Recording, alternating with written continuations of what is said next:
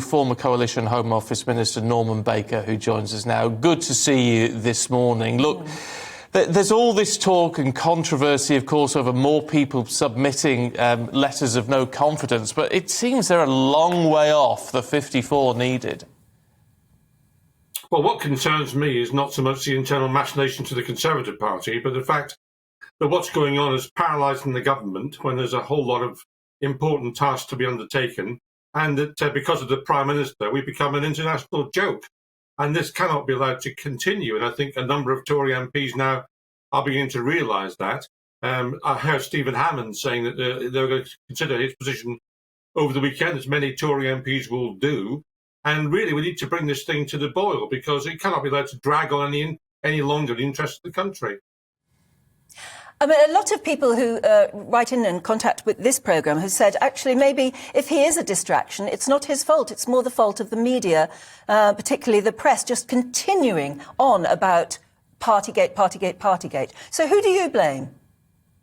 Well, I certainly don't blame the media. The media is there to report what people feel and what they're saying. I mean, there's plenty of dissatisfaction within the Conservative Party. There's plenty of dissatisfaction within the public at large. Heaven knows people are very upset about this. I mean, probably more upset about this than anything else since Dominic Cummings went to Barnard Castle. So I think the media is just reflecting the reality of where we are. But the position we have is a unique one. It's not a unique one for good reasons.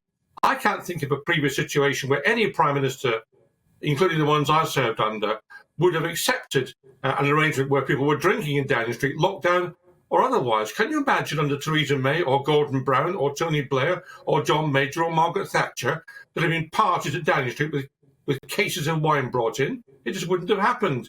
And this is directly coming from the Prime Minister, and I'm afraid it had to be sorted out by getting rid of the Prime Minister. You know, the fish rots from its head. Well, do you know what? Whereas within the sort of Westminster bubble and the political bubble and the media bubble, a lot of people absolutely get what you're saying and understand that it may seem like the Prime Minister just cannot continue. But out and about, although there are voices of dissent, a lot of people are saying, look, why can't we just focus now on matters that affect us directly, and that is the cost of living crisis? Is now the time for significant change when we know that people up and down the country are facing real hardship in the months ahead? Yeah. They are indeed. National insurance rise, the cost of energy, the problems that have caused with imports from Brexit. I mean, there are a whole range of problems, and we do need to focus on those, but we cannot focus on anything sensible because of government paralysed, because the Prime Minister won't go. I mean, look, I have to say this. I dealt with Boris Johnson when I was a Minister at Transport and less so at the Home Office. Boris is interested in himself. He's not interested in the Conservative Party, even, or the country. He's only interested in what happens to himself, and that drives him. I'm sorry to say that, but that's how it is. Unlike any other Prime Minister I've known who's there to serve the country, he is there to serve himself. And that's not a good look. So this is not about Prosecco. This is not about canapes. This is about the fact that we have a Prime Minister who is self-obsessed and interested in himself above everything else, and will tell lies and dissemble in order to stay in office. He's interested in how to get through the next 24 hours. That's what's on his mind. There's no doubt, at least amongst the commentators, that Rishi Sunak is positioning himself. Would we be better off with him as Prime Minister? And what would that mean as well to the opposition? Well, I mean, Rishi Sunak, is he positioning himself? Look, he had to say what he said the other day, and I think he was right to do so. It is, you know, the Prime Minister will take the positions he takes, but to then bring the Cabinet along to force them to agree with him, I think is demeaning for the members of the Cabinet. So he and Sajid Javid were right to distance themselves from that dreadful attack on Sir Keir Starmer the other day. Is he positioning himself? I suppose he is. I suppose he wants to be Prime Minister. So does Liz Truss. So do others within the Conservative Party. That's a perfectly respectable thing to want to do, to want to lead your country. Will he be any better? Well, he's more competent, certainly. Though from my point of view, he's probably too right-wing.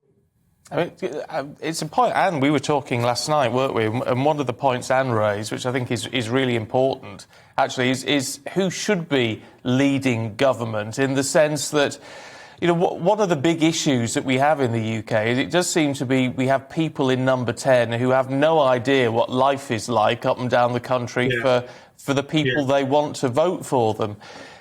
Is there an issue we have with almost sort of being too posh to be PM at the moment? Do we need someone a bit more normal in Downing Or grounded? Well, I think that's right. Grounded is a good word, actually. We do need someone like that. And the reality is this is the problem affecting the politicians of all parties.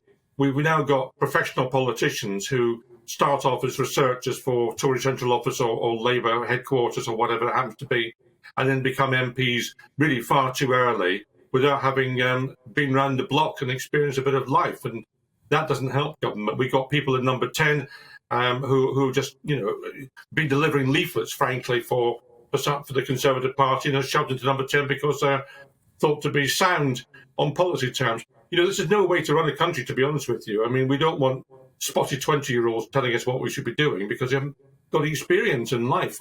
And we have got less diverse nature of MPs these days. They're too professional. We did MPs who've had decent jobs first before they go into Parliament, in my view. And do we really want multimillionaires in Cabinet too? I mean, there are not all, but there are some very rich people at the heart of government at the moment telling us we're all in it together and they know how we feel, and maybe, lots of other comments that just seem hypocritical, and we probably ordinary people would criticise them for simply not understanding our point of view. Well, I'm nothing against multimillionaires, but I don't think we want too many of them. We want a spread of people in cabinet, a spread of people in government. And if you like, one of the more refreshing elements of the 2019 election was the election of Red Wall MPs from the north, because they have a different perspective, some of them, on life. They want to look after their constituencies, they're grounded in their own patches, and they understand the reality of people having to find a budget and live from week to week rather better than, to be honest, someone like the Chancellor or the Prime Minister does. So let's have a diverse nature of parliamentarians, and that way we're going to get something that reflects the country, I think, rather than reflects the upper echelons, which I'm afraid much of the Cabinet does at the moment. Yeah. It's interesting that you said about the politics being a career for some people.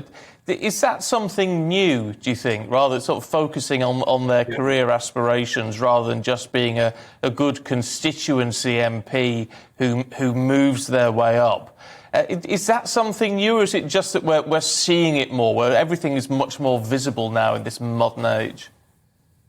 I think if you look back to, I don't want to say the olden days as if it's some wonderful era, but go back 20, 30 years, there were far more independent-minded MPs than I think there are now.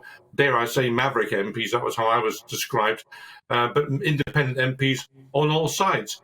There were also people who'd come from a wide variety of jobs, who come from a different educational background, lots of grammar school kids, as well as public school boys and girls, people from comprehensives. Look at someone like John Major and his background, which was very ordinary, but actually think that was something that stood him in good stead when he was a Prime Minister. We've had a couple of older Tonians now in Boris Johnson and David Cameron. And I have to say that if you look at the Prime Ministers who've been, in my view, honest and grounded, you include Margaret Thatcher, you include John Major, you include Gordon Brown, Theresa May. These are people who've had a normal-ish background. The ones who've gone to public school, the Tony Blairs, the David Camerons, the Boris Johnsons, I think, have been the ones who've looked a bit shifty. So that actually does beg the question: can you be too posh nowadays to be Prime Minister? You're just not understanding ordinary people's point of view.